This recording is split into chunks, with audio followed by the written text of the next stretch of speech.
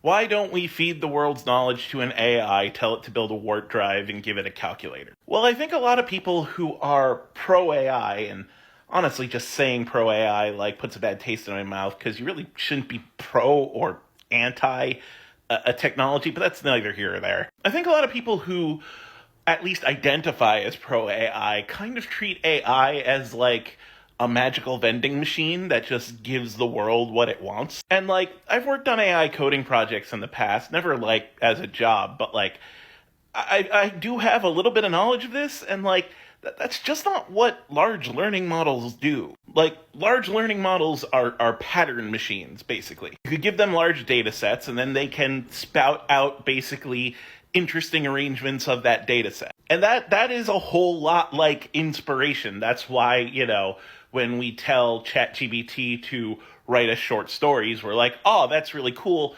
I might have not thought of that. But like, this presupposes that a warp drive is possible, which we're not sure that is the case. B, that everything we need to know to build a warp drive is extant in our current body of knowledge. And C, an AI will somehow, via randomness, put things together to create that.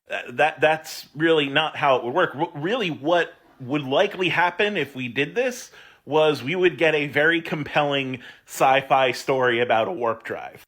AIs they're not magic vending machines. That they are a tool that does a specific thing for a specific purpose. Like in my previous video, I talked about how calculators are better at calculating. Large learning models are very good at producing results that look like a certain pattern, but they're not particularly good at innovation, and they're not particularly good at finding new questions we have to ask. That's still a human thing. AI has its application in science, sure, but it's not just gonna fart out warp drives for us. That's just not what large learning models do. Like, you can't just duct tape a large learning model to a calculator and suddenly we have the answers of the universe.